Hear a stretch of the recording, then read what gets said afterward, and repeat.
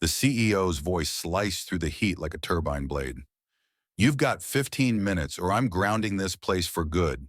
And that's when Marcus, an unpaid intern, with grease-stained gloves and his grandfather's wings around his neck, stepped out from the shadows and said, "Then let me fix it."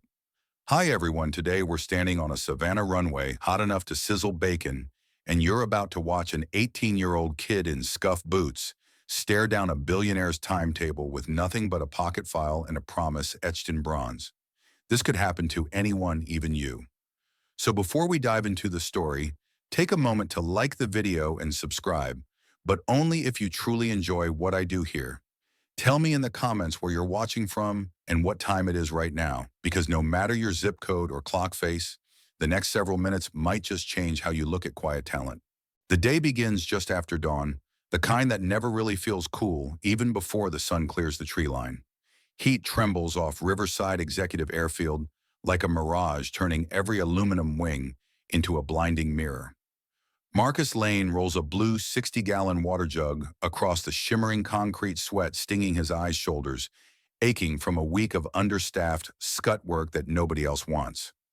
He pauses outside Hangar 12, where a battered no-entry sign hangs crooked, then nudges the door with his knee and disappears into shadow. Inside, dust motes hover like slow fireworks around a 1969 Beechcraft Musketeer, its olive paint faded to sage, and its prop fixed in a permanent salute. Most interns chase Instagram-worthy cockpit selfies, but Marcus chases resonance, the sweet clink a socket wrench makes when it seats perfectly on a stubborn nut. He slips Grandpa Calvin's grease-spotted notebook from his back pocket, flips to yesterday's scribble, ignition lead resistance, high check P lead at Magneto, and hums the same low blues riff his grandfather once whistled while teaching him how to lap valves on a John Deere. Around his neck hangs Calvin's bronze crew chief wings, edges worn smooth by 30 years of aviation fuel and proud habit. Marcus taps them twice for luck, then slides beneath the Beechcraft's cowl, tightening a connector that overnight humidity had persuaded loose. He's no licensed A&P, he's a listener, and the machine is talking. That's why he hears the distant growl of tires before most folks even register danger. A black SUV barreling toward the VIP gate in a rooster tail of dust. Out at the main apron, radios squawk ground, staff scramble, and Marcus wipes his hands on a rag, stepping from shadow to sunlight as the vehicle stops so abruptly the suspension shudders. The back door flies open and Grant Hollister steps out, tall, silver-templed, the kind of CEO who makes million-dollar decisions between sips of cold brew. His dark suit looks ridiculous against the July blaze, yet he shows zero sweat, only fury. Parked 30 feet away sits his Embraer Praetor, 600-door open belly panel, yawning like a wound, a single orange safety cone, marking mechanical defeat. A frazzled dispatcher shouts into her headset, "Compressor won't spool, ECS dead," while a lone tech named Rick Morales rings his cap in both hands. Hollister stalks forward. 30 minutes he barks, his voice carrying over the hiss of idling tugs. "Get her airborne, or I pull my service contracts and fly charter." Marcus flinches even from yards away. That tone can strip paint. Rick tries to explain the certified tech caught salmonella at the shrimp shack, and the nearest diagnostic crew is stuck in Brunswick traffic 3 hours south. But Hollister's glare could sandblast glass. Staff scatter like sparrows. Marcus, half hidden behind a fuel truck, watches Rick trace wiring diagrams with a trembling finger, sees the empty relay slot on the schematic, remembers Calvin's mantra, "Compressors don't quit. Connections do." He risks 2 steps closer enough to hear Rick mumble, "We can't even find the spare part." Marcus's pulse hammers. He has something better than a spare knowledge. He's studied the Praetor's maintenance PDFs on his cracked tablet every night this summer just to understand modern systems. There's a sub-panel beneath the fold-down stairs where the ECS harness grounds through a 5-pin connector. Salt air loves to chew it. That's probably exactly what happened. But who's going to let the water jug kid touch a $60 million jet? He grips the bronze wings, feels their comforting heft. Calvin once said, if the chain of command can't hear the engines cry, break the chain. So Marcus steps into open view and calls Rick, "Check your E-ground splice under the aft stairwell." Every head whips toward him. Hollister narrows his eyes. Who are you? Marcus clears his throat. Ground services intern, sir. Marcus Lane. I think I can find the fault in under 15 minutes. Laughter would have hurt less than the silence that follows, but Hollister's desperation outmuscles pride. 15, he says, pulling back a cuff to glare at a stainless steel Rolex. Not a second more. Break it, you bought it. Rick hands over a flashlight like it's a holy relic.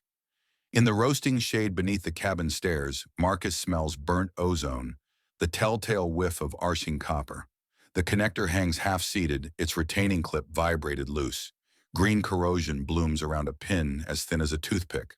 He eases it out with needle-nose pliers from his own belt pouch, scrapes away oxidation with a jeweler's file, no bigger than a matchstick, and rummages for a spare crimp he pocketed days ago, just in case.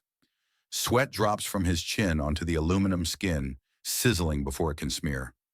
Above him, Hollister paces phone glued to one ear, barking at Dallas investors who refuse to wait. 9 minutes gone. Marcus repins the harness seats the clip until it clicks with a satisfying snap, then signals Rick. Batteries on APU start. Whine cough, whir, then the starboard engine gives a whoomph of ignition, the port follows and conditioned air roars through cabin vents. Diagnostic tablet lights flash emerald. People whooped once at Woodstock like this. Here grown professionals just exhale in shaky relief. Hollister turns slowly, fury cooling into curiosity. Rick points at Marcus. That kid. The CEO strides over shoes, crunching grit. You just saved my schedule. How Marcus shrugs, voice steady. Respecting the machine is my credential. Hollister's gaze drops to the bronze wings glinting at Marcus's collarbone. Something shifts in the older man's expression, a recognition of lineage. He produces an embossed business card. Dallas R&D hangar, next weekend. Paid evaluation. Marcus takes it with fingers still blackened by oxidized copper, feeling the future warm in his palm, even hotter than the Georgia sun behind him. Marcus was still half inside the musketeer's cowl when the shriek of brakes split the morning, and in that one metallic gasp, you could read the entire hierarchy of Riverside Executive Airfield. Private SUVs didn't screech unless someone rich enough to own time itself had just lost a slice of it, and the way every clipboard dropped, every headset voice hiked an octave, every fuel Bowser driver suddenly found second gear. All said the same thing: someone with money was mad. Someone without it would soon be blamed. Justice and abuse of power were about to wrestle on 200 feet of Georgia pavement hot enough to poach shrimp. Grant Hollister emerged from the rear door like pressure venting from a ruptured cylinder, silver hair immaculate navy blazer draped over one arm, because even Fury observed dress codes, and his first words, "Why is my jet still bleeding money onto asphalt?" carried the weight of corporate clauses that let executives yank contracts the way toddlers yank tablecloths. He stalked toward the Embraer Praetor 600, its fuselage shimmering beneath heat waves, and pointed a smartphone at the gaping belly panel as if filming the crime scene would frighten electrons back into alignment. Rick Morales, the senior ground hand on duty, though nobody called him senior to his face, trotted alongside sputtering technical jargon that evaporated under Hollister's glare: environmental control compressor offline, no spare relay, certified diagnostics crew stuck 3 hours south on I-95 with a blown radiator. Hollister checked a stainless steel Rolex, $8,000 of punctual indignation, then hissed that he had investors landing in Dallas, attorneys dialing in from New York, and a window so narrow you'd need a micrometer to measure it. They had exactly 30 minutes to turn dead metal into flying metal, or he would charter elsewhere, tear up service agreements, and ensure Riverside's name became shorthand for incompetence. Panic rippled outward like shockwaves from a supersonic boom. Interns froze mid-stride. The dispatcher's headset slipped off a sweat-slick ear. A luggage tug backfired because its driver's foot found the clutch instead of the brake. Marcus Lane crouched behind a rolling toolbox. 5 gates away, felt that panic but didn't share it. Panic made noise and engines hit answers in quieter places. He wiped a forearm across his brow, leaving a streak of Avgas grime, and studied the tableau, the open service hatch. The dangling harness, the way a maintenance tablet on Rick's cart, kept flashing low voltage near the ECS ground. Compressors don't quit, Calvin had said. They lose trust in bad connections. Marcus's eyes tracked the wiring path in his head, like neon on a dark map terminating under the fold-down stairwell, where Savannah humidity loved to corrode anything that wasn't gold-plated. He could practically smell the burnt lacquer from here. Yet hierarchy said water jug interns kept silent unless spoken to, and nobody was speaking to him. Hollister spun on Rick. You swap the relay, no stock on field. You bypass needs a certified sign-off, then get certified in 3 minutes. A cruel joke, but Rick's flinch showed he heard more threat than humor. Hollister jabbed one finger toward the FBO. Find someone? Anyone call Macon. Call Jacksonville. Call my grandmother if she has an A&P license. Rick nodded, paled, and sprinted, but momentum without direction is just sweat traveling sideways, and within 15 yards he stopped again, crushed by the math of distance versus runway slots. Marcus inhaled. The air tasted like hot pennies. He fingered the bronze wings at his throat. Calvin's wings dulled by decades of kerosene haze, and felt their edges bite slightly into his calloused thumb. Legacy wasn't jewelry, it was instruction. If the chain of command can't hear the engine's cry, break the chain. He exhaled. Rosie walked out from the shadow of Hangar 12 and crossed the blistering apron in steady strides that felt too slow for his racing pulse. Rick spotted him first, relief flashing before protocol reasserted itself. What could Marcus possibly offer? Still, desperation gave courage to unlikely messengers, and Rick didn't shove him away when he said, "Check the E-ground under the aft stairwell." Hollister noticed the exchange eyes narrowing like automatic shutters adjusting to new light. "And you are," he demanded. Marcus wiped a grease smear on his coveralls' squared skinny shoulders. "Marcus Lane, ground services intern. I believe your fault's a corroded 5-pin connector. Give me 15 minutes. Laughter might have diffused the moment, but nobody dared. Hollister had already threatened livelihoods once this hour. Instead, time itself seemed to pause, waiting for a man who worshipped punctuality to gamble it on a teenager. Somewhere behind them, a cicada buzzed louder than the jet's silent APU. Hollister's gaze drifted to the bronze wings. Recognition flickered. Crew chief insignia, Vietnam era, perhaps worn enough to be authentic. He looked back at Marcus, saw steadiness, not bravado, calculated variables invisible to everyone else. Finally, he flicked his wrist toward Rick. "Clock him," he said. 15. Break it, you bought it. Marcus felt the starting gunfire inside his chest. He jogged to the open hatch, slid under the fold-down stairs on a creeper. Rick kicked over, and the heat inside the belly felt like opening a charcoal grill. Tool pouch unzipped, flashlight clenched between teeth connector, located exactly where memory predicted pustules of green oxidation, flowering around a half-engaged pin. He popped it free with needle-nose pliers, the brittle snap like glass, frosting under stress, then scraped the pin clean with a jeweler's file smaller than a pinky. A single bead of sweat rolled off his nose, landed on the belly skin, and evaporated with a hiss that sounded too close to a countdown. 12 minutes left. He rummaged for the spare crimp he'd pocketed earlier. That week, every intern took souvenirs, he told himself. His just happened to save jets. Crimp sleeves slid, ratcheting pliers, clicked harness. Reseated locking clip, engaged one authoritative thunk. He mouthed a silent plea to whichever aviation saint watched over unlicensed mechanics, then shouted to Rick, "Battery on APU spin." Outside, Hollister watched without moving, arms folded as if posture alone could accelerate electrons. The APU whine rose, faltered, caught. Turbine 1 cough, whir, ignite. Turbine 2 followed like a choir harmony. A cool breath issued from cabin vents, rippling a paper checklist on the co-pilot's seat. Rick's tablet glowed green across every ECS parameter. 11 minutes, 45 seconds on the stopwatch. Hollister exhaled audibly, tension venting like bleed air. He approached the hatch as Marcus wriggled free, coveralls streaked with dust, bronze wings glinting. "You," Hollister said quietly, "just bought yourself a conversation." And though the engines now drowned cicadas, the balance of power on that tarmac had already shifted a billionaire's schedule. Rescued by an unpaid kid who listened when machines whispered. The stopwatch in Rick Morales' trembling hand still ticked, as Hollister strode toward the open hatch, and Marcus, chest heaving, rolled off the creeper with a clang that echoed inside the hulking fuselage. 14 minutes and 12 seconds had elapsed, but victory wasn't certified until sensors sang gospel. So while the twin Honeywell HTF 7500E engines settled into a steady 31,000 RPM hum, Marcus pulled himself upright, wiped his palms on smudged denim, and asked flatly for a full ECS diagnostic cycle. Hollister's eyebrow arched. Interns didn't request anything, but the billionaire jerked his chin at the cockpit where First Officer Tim Gallegos tapped on a touchscreen, then called out ECS status green cabin, down to 74 and dropping. A hiss of chilled air spilled from the doorway, grazing Hollister's pressed slacks like alpine wind against summit stone. Still, he folded his arms, face carved in skepticism.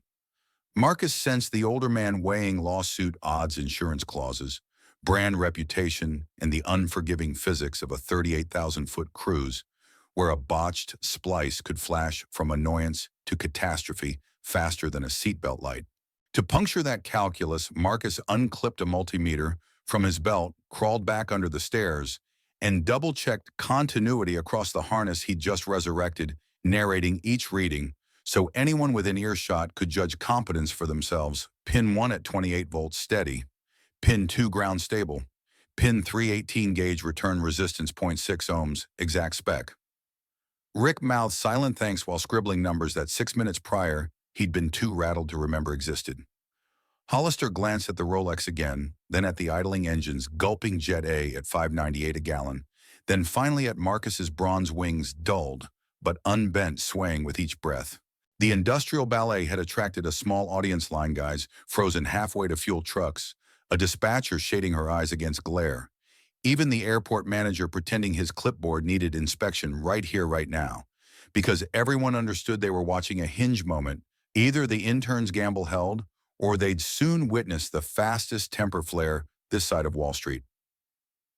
Captain Sandra DeLuca, a veteran with 3,000 hours logged and a no-nonsense pixie cut that defied helmet hair, emerged from the main door, met Hollister at the base of the stairs, and delivered the verdict pilots reserved for go-no-go. Sir, systems, stabilized temps, nominal bleed air checks, good. We can taxi. She paused, eyes flicking to Marcus. Recommend a 5-minute ramp run at 65% N2 to verify pressure differentials. Hollister nodded curtly, then asked Marcus, "You satisfied?" It wasn't a taunt. It was the oddest grant of authority Marcus had ever heard, like being asked by a judge to grade your own testimony. He swallowed and said, "Pressure tests will show if the splice is truly seated under load." Let her run. DeLuca climbed back inside. Hydraulic whine followed by a soft, metallic thunk signaled the air stair retracting. Marcus and Hollister moved to the safety line, where heat from the exhaust blurred everything beyond, like watercolor left in the rain. DeLuca advanced throttles. The HTF turbine spooled, and the jet's tailpipe temperature nudged the digital ceiling, but ECS discharge remained icebox cold. At the 4th minute, Marcus leaned toward Hollister. If that connector were going to arc or slip, it would have happened already. "She's solid." Over the roar, Hollister replied, "You willing to stake your future on that sentence?" Marcus shrugged. Already did. The billionaire's lips curled, half smile, half challenge, but he signaled DeLuca with a raised hand. The engines idled back, brakes hissed, automatic doors whispered open. Hollister stepped onto the sun-bleached concrete, crossed to Marcus, and extended the same hand that had moments ago been an accusing spear. Marcus shook it, feeling calluses meet boardroom polish. "Timetable's back on track," Hollister said, voice pitched low, so only they heard. "But before I lift, we clarify 2 points." He held up a finger. "First, what gave you the nerve to touch my jet?" Marcus inhaled scents of kerosene and hot rubber, then answered, "My grandfather taught me any machine that stops talking is asking to be heard." Nobody else seemed willing to listen. Hollister's second finger rose. "Second, credentials." "You have none." "Just these," Marcus said, tapping the bronze wings. "Crew Chief 33rd Tactical Fighter, Wing Bien Hoa, 1968. Calvin Lane kept F-100s flying in weather that ate metal for breakfast.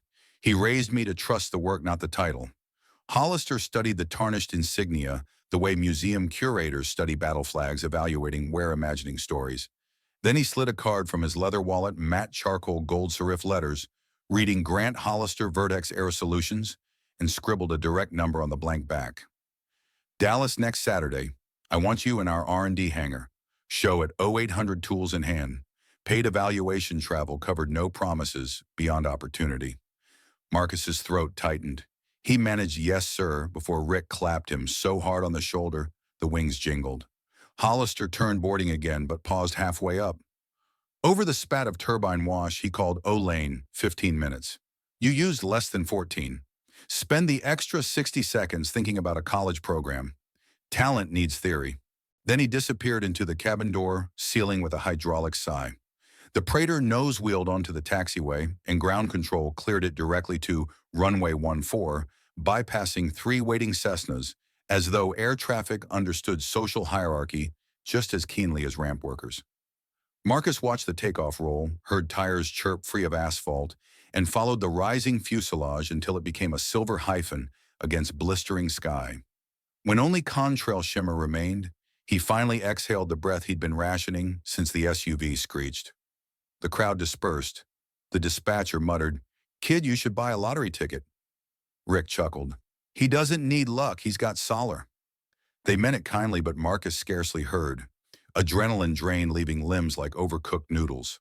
He returned the flashlight, folded the creeper, then noticed the stopwatch still dangling from Rick's hand. 14:12 blinked like a dare. Marcus reset it to zero-click start and pushed the button again to stop clean slate. He tucked the watch into Rick's shirt pocket. "Next time the clock runs," he said softly, "start with trust." Rick nodded, eyes glassy behind safety glasses. Marcus fetched his abandoned water jug cart, steering toward Hangar 12, where the musketeer waited under tarpaulin hush. On the way, he passed the airport manager, who offered an awkward thumbs up and mumbled something about inspiring. Marcus smiled but kept walking because inspiration didn't torque bolts, and the Beechcraft Magneto still registered high resistance in Calvin's notebook. Yet today the problem felt lighter, as if 90 pounds of corporate fury had transmuted into pure possibility. Inside the hangar, he peeled back the tarp, letting daylight stripe the cracked paint. He tapped the cowling twice, affirmation, and whispered, "Hear that Gramps were on deck in Dallas." His phone vibrated, a new email from Dana. Crossover text. "Come with the subject line itinerary." Marcus opened it to find flight details, hotel confirmation, a per diem that eclipsed his entire summer gas budget, and one sentence from Dana. "Mr. Hollister says, pack the wings, every good mechanic needs his compass." He reached for the necklace, reflexively, bronze warm, despite the hangar's shade, and in its faint gleam, he saw not reflection, but trajectory. Justice, he realized, isn't always a courtroom showdown. Sometimes it's a corroded connector. Nobody else bothers to check, and power isn't only the CEO who threatens contracts, it's also the kid with enough grit to crawl into the heat and make things right before the clock strikes 30. Marcus woke before the hotel alarm, swapping Georgia's swampy dawn for the antiseptic chill of a Dallas roadside suite, his pulse still drumming turbine rhythms. He zipped into laundered navy coveralls, slipped Calvin's grease-speckled notebook into a pocket, and settled the bronze crew chief wings beneath his collar legacy at his throat compass on his chest. At 6:05 a.m., a silver Vertex sedan glided to the curb. Dana Cross waved him in tablet, already aglow. The ride to the Innovation campus smelled of new leather and dashboard ozone, an aroma Marcus mentally tagged money on wheels. Dana briefed him in bullet cadence: safety waiver, non-disclosure, 3 test stations, senior engineer evaluations, but he half-listened, eyes wide, as the hangar complex materialized 4 stories of frosted glass fronting a corrugated cathedral where fuselages slept under LED constellations. Inside, fluorescence hummed at hospital brightness, and the floor gleamed so fiercely he checked his boots for oil drips before stepping off the mat. A receptionist in calfskin loafers scanned his badge, then a broad-shouldered mentor materialized: Donovan Maxwell, composites guru, steel gray beard, cut short like carbon fiber weave. Lane Wright Hollister's wild card. No sneer, just curiosity. He handed Marcus nitrile gloves and guided him to Station 1, a twin-engine test bed strung with orange diagnostic cables. Vibration sensor throwing phantom spikes. "We've chased it 2 days." Marcus crouched, feeling for the faint buzz only loose couplings make. "Remember how the corroded pins smelled?" he asked himself, inhaled, caught a whiff of burnt polymer near the left-hand gearbox, and followed it to a strain relief grommet rubbed flat by a misaligned bracket. He tightened the bracket, reloomed the harness, and the sensor trace flattened to a calm line. 6 minutes. Donovan's eyebrows lifted. Station 2 waited 10 yards away, a glass cockpit demo board, where a synthetic vision display flickered at random. Two Vertex programmers muttered code incantations, but Marcus noticed the HDMI patch cable sagging across an unshielded power supply digital snow, dancing in the electromagnetic storm. He rerouted the cable through a grounded conduit, reseated both ends, and the horizon line steadied like a lake at dawn. 9 more minutes. Murmurs spread. At Station 3, a prototype fuel line harness lay on a stand shaped like an aircraft belly. The briefing placard read, Beta 3, routing do not pressurize without supervisor. Marcus traced the stainless braid with calloused fingers, feeling a hairpin bend tight enough to crimp flow. This elbow's at 92 degrees, he said aloud. Fuel temps will climb vapor lock by climb out. A senior designer scoffed until Marcus flipped Calvin's notebook to a margin sketch about minimum bend radii and pointed same numbers, same warning arrow. Donovan ordered a pressure test. Within 40 seconds, a sensor shrieked high temp where Marcus predicted. The room fell church quiet except for the hiss of the pressure bleed-off valve. Engineers clustered questions tumbling. How'd you see that? What's your background? Marcus answered simply. Engines sing loud. Lines sing soft, you listen. Then a slow clap echoed from the mezzanine. Grant Hollister leaned on the rail, aviator frames catching fluorescent glare like a movie entrance. He descended metal stairs, each step ringing. 3 faults, 3 solutions. 37 minutes, he announced. Anyone here beat that this week? No hands. Hollister motioned Marcus to follow through a glass corridor into a smaller lab, fragrant with machining oil and coffee. Sit, he said, sliding a folder across a stainless table. Mentorship contract, 2 weeks every other month, travel-covered stipend, double current market intern rate. After 12 months, Vertex may fund your A&P certification or engineering degree. Marcus stared at the folder, words swimming. Sir, I haven't even. Hollister raised a hand. You listened while others talked. Legacy taught you that. We can teach the paperwork. He tapped the bronze wings peeking from the collar. Those earned you the invite. What you did out there earns you the chair. Marcus's throat tightened. He saw Calvin's hands guiding his over a lawn tractor carburetor, heard the old man's chuckle when the engine first coughed alive. I accept, he whispered. Hollister smiled, not with triumph, but relief, like a puzzle piece had clicked. Dana entered with a camera for badge photos. Marcus blinked at the lens, dazed, realizing the shutter captured not just a face, but the exact instant a lifelong trajectory pivoted. Paperwork signed, he spent the afternoon deep in the hangar trading ideas with engineers twice his age, diagrams unspooling on holographic tablets while he annotated with grease-blackened fingertips.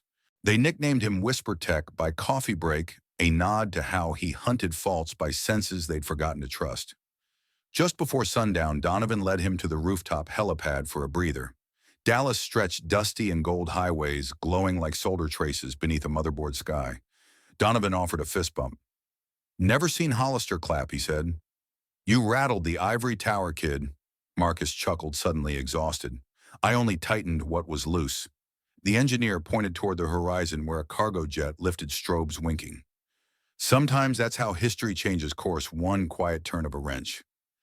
Marcus fingered the wing's metal warm from his skin and felt the hum of a whole new engine starting somewhere inside his ribs, readying for flight. Marcus's return flight to Savannah touched down just past midnight wheels, kissing the runway so softly it felt like the jet didn't want to wake the marsh birds. And as he stepped off the commuter ramp, the humid air wrapped him in a musk of pluff mud, jet exhaust and magnolia bloom that no Dallas hotel fragrance could imitate. He inhaled deeply, letting that mixture remind him who he was when nobody had yet offered him a badge or a stipend. Then shouldered a canvas duffel stuffed with more Vertex swag than clothes, and walked across the sleeping apron toward the staff gate, where the security guard, normally half asleep behind a scratched plexiglass window, glanced up, recognized him, and straightened as though saluting without quite saluting, a small tremor in the hierarchy that told Marcus stories travel faster than aircraft.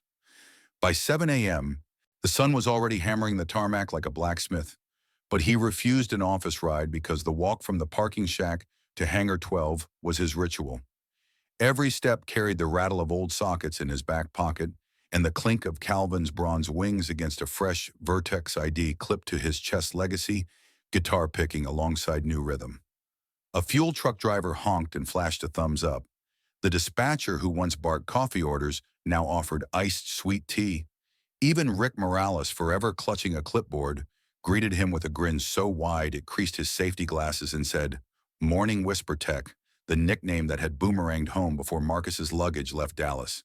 They walked the line together, Rick relaying how Hollister's investor meeting closed a $100 million round thanks to an on-time arrival, how the airport manager printed Marcus's elapsed repair time on a laminated plaque near the ops desk, how 3 local TV crews had already called asking for the teenage jet whisperer, though Rick swore he'd told them Marcus was temporarily unavailable, truthful because whisperers, by definition, don't shout into microphones. At the break room, Marcus found the blue water jug he used to haul across the ramp. Someone had sharpied over the generic label with big block letters, "Property of the mechanic who saved the Prater, hands off." He laughed so hard iced tea nearly sprayed the linoleum. Then he rolled the jug outside, halfway expecting the wheels to squeak a trumpet flourish. But it behaved like any humble cart, a reminder that tools, unlike people, stay grounded.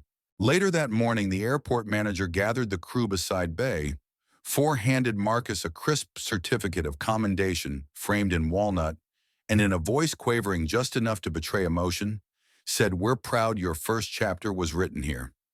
Marcus thanked them, aware that applause felt strange against his ears, like turbulence after hours of laminar flight, but he accepted because gratitude, like torque, loses strength if you strip its threads. Noon sun reached broil level, so he ducked into Hangar 12, and for the first time in days lifted the tarp off the Beechcraft Musketeer.